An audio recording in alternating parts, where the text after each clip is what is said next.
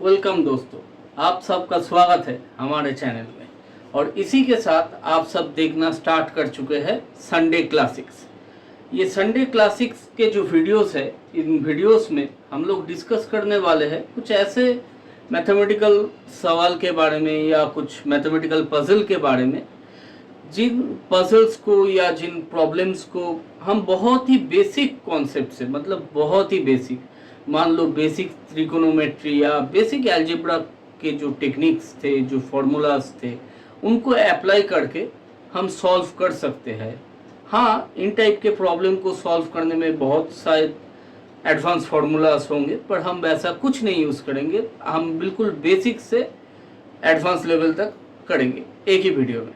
तो चलिए आज का इस वीडियो के साथ देखते हैं हम लोग क्या नया सीख सकते हैं इस वीडियो में से। तो आइए शुरू करते हैं। तो देखिए दोस्तों, ये जो पहला प्रॉब्लम मैंने चूज किया है, वो पहला प्रॉब्लम ये बोल रहा है कि the area of the circum circle of a regular polygon with n sides is a।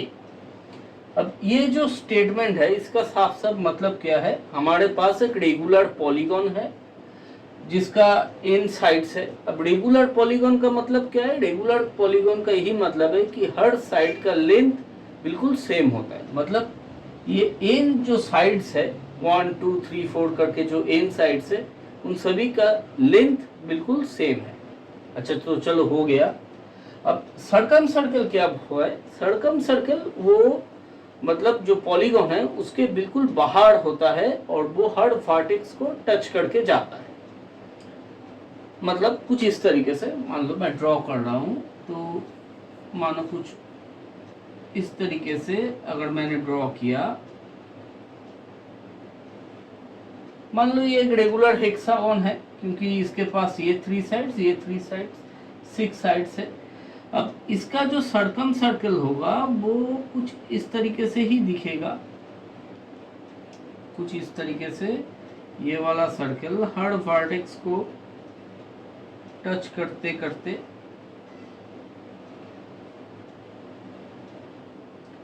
ये जो सर्कल होगा बिल्कुल बाहर वाला, उसी सर्कल को हम सर्कम सर्कल कहते हैं।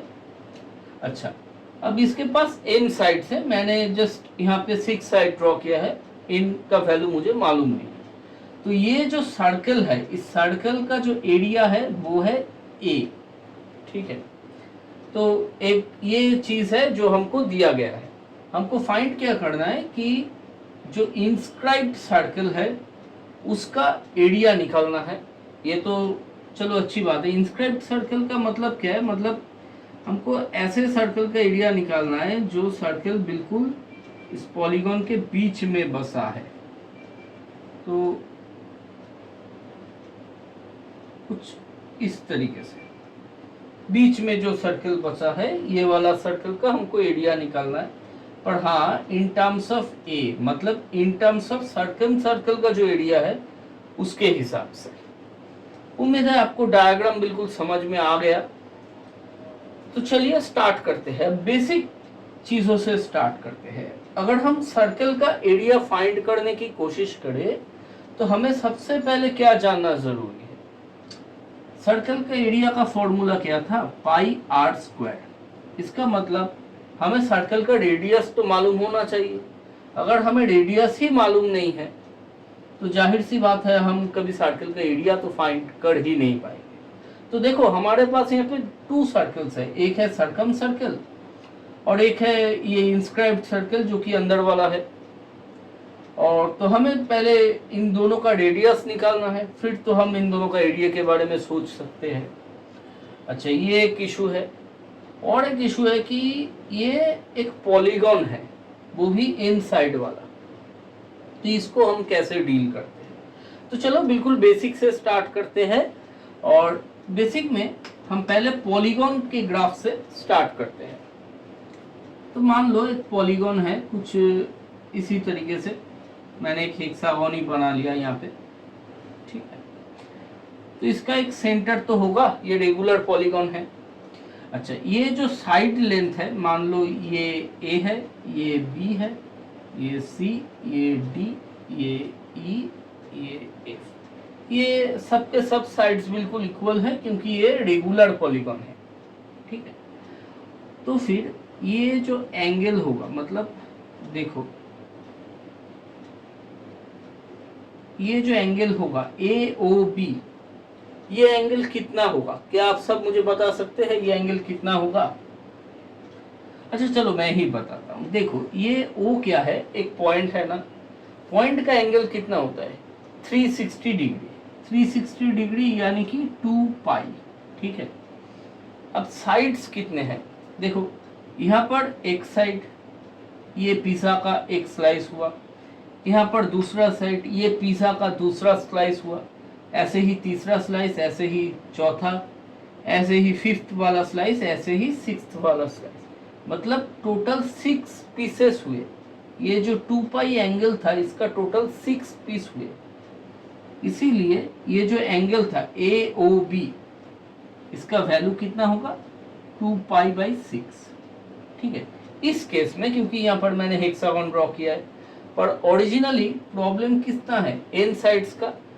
तो जितना भी डायग्राम हो हेक्सागन का, पर असल में ये n-गॉन ही गेस कर लो, तो क्या होगा? 2 पाई बाई n, ठीक है। अच्छा तो अब जो रेगुलर पॉलीगॉन्स होते हैं उनका हम एरिया कैसे फाइंड करते हैं? ये बड़ा ही चटमट सवाल है। क्यों? क्योंकि इस टाइप के सवाल को सॉल्व करने के लिए ना हम लोग जो चीज निकालते हैं वो, उसका एक नाम है, टेक्निकल नेम है, उसको हम जनरली कहते हैं एपोथेम।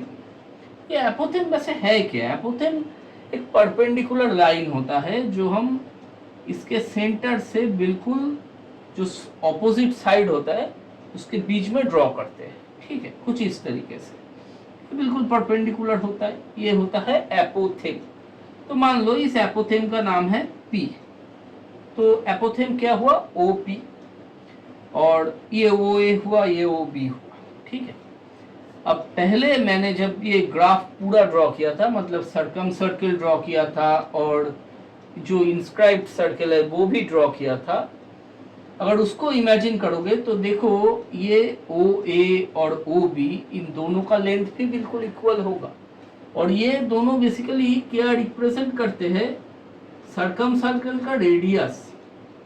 ये दोनों बेसिकली है क्या? सर्कम सर्कल का रेडियस। अब आप लोग पूछ ही सकते हो कि क्यों सर्कम सर्कल का रेडियस? क्यों? क्योंकि सर्कम सर्कल हर वर्टेक्स को टच करके जाता है, और सेंटर से, ये तो सेंटर होगा सर्कम सर्कल का, और ये डिस्टेंस होगा, डिस्टेंस तो फिक्स्ड है ना, इसीलिए ये है रेडियस सर्कम सर्कल का। और जो इंस्क्राइब्ड सर्कल है, मतलब जो सर्कल अंदर बैठा है, उसका रेडियस कितना होगा? OP, एपोथेम, क्योंकि वो बिल्कुल बीच से टच करके जाता है इंस्क्राइब्ड सर्कल, इसीलिए OP क्या होगा? इन रेडियस, ठीक है।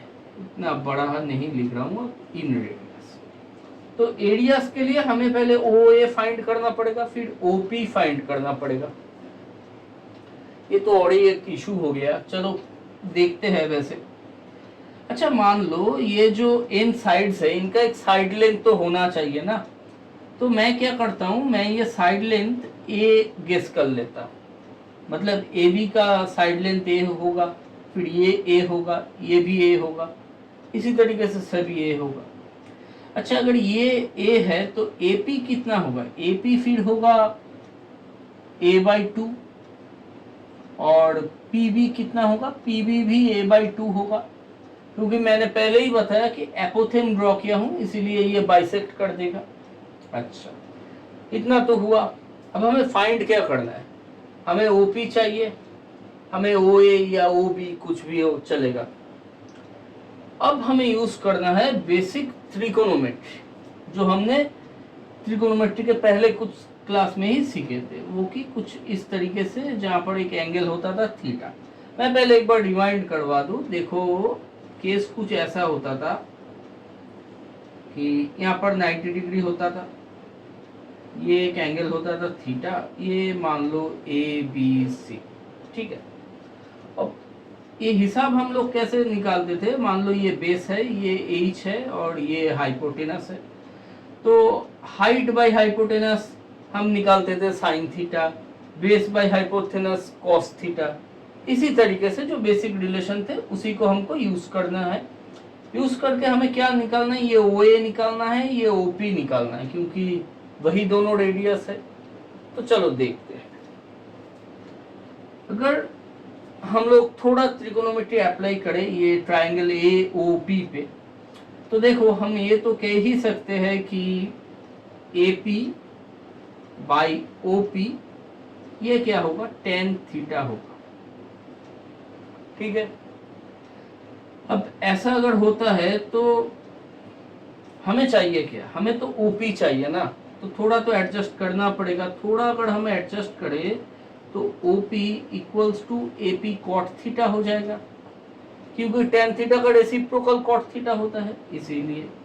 अच्छा, AP का वैल्यू कितना है, a/2, तो a/2 बिठा दो तो आ गया कॉट थीटा। तो OP इन रेडियस, मतलब जो इंस्क्राइब्ड सर्कल होगा उसका रेडियस तो हमने निकाल दिया। अब क्या निकालना है, अब तो निकालना है इसका एरिया। अच्छा, तो एरिया भी निकाल लेते हैं। तो मान लो इन रेडियस के लिए, तो रेडियस अगर ऐसा है तो फिर ऑब्वियसली तो इसका जो एरिया होगा वो क्या होगा, पाई a²/4 कॉट स्क्वायर थीटा। ठीक है, ये हुआ इंस्क्राइब्ड सर्कल का रेडियस, एक मतलब एरिया। अब आते हैं सर्कम सर्कल। देखो AP और OA इन दोनों के बीच का रिश्ता देखो, अगर हम थोड़ा इसको यहाँ पे लिखे तो क्या होगा, ये AP बाई OA ये लिखेंगे तो हम क्या आएगा, ये साइन थीटा आ जाएगा।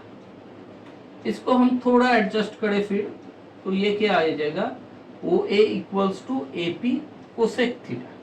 क्यों, क्योंकि साइन थीटा का रेसिप्रोकल क्या होता है, कोसेक थीटा। इसीलिए थोड़ा अगर हम वैल्यू पुट करें तो ये क्या हो जाएगा, a/2 कोसेक थीटा।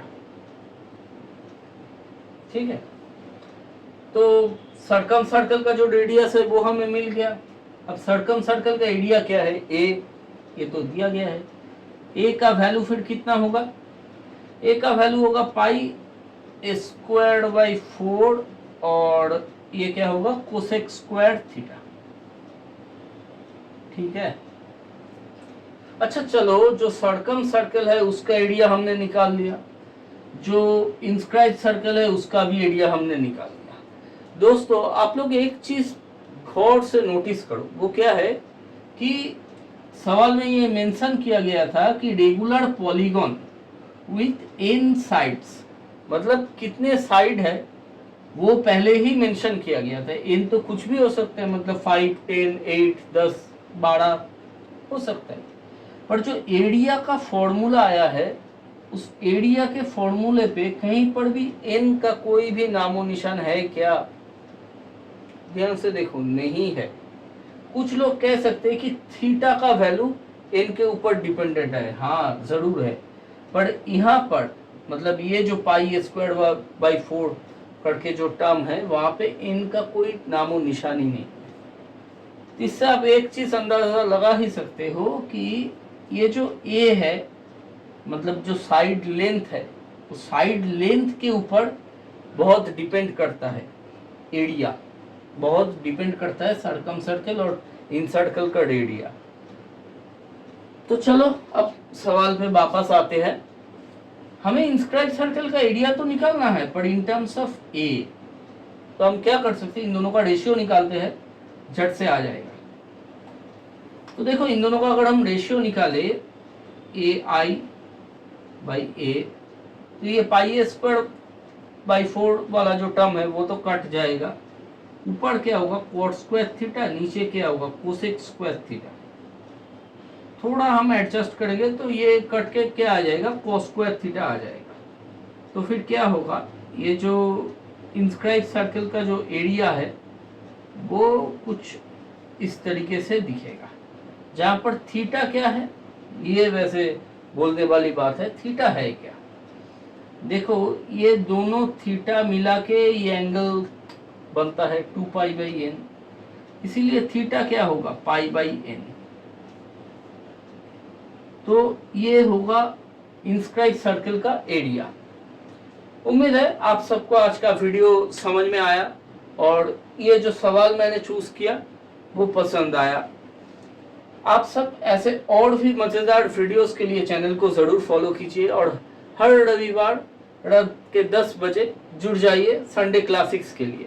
और हाँ दोस्तों, अगर आप लोगों के पास ऐसे ही कुछ मजेदार प्रॉब्लम है या इससे भी अच्छा कोई प्रॉब्लम है और आप लोग चाहते हैं कि मैं यहाँ पे डिस्कस करूँ, तो आप लोग मुझे आप लोगों का सवाल भेज भी सकते हैं। मैंने अपना ईमेल आईडी डिस्क्रिप्शन में ऐड कर दिया है, आप लोग वहां से भेज भी सकते हैं। और वहां पे हमारे चैनल का जो इंस्टाग्राम पेज है वो भी, उसका भी लिंक दिया गया है, आप लोग वहीं से फॉलो भी कर सकते हैं। धन्यवाद दोस्तों।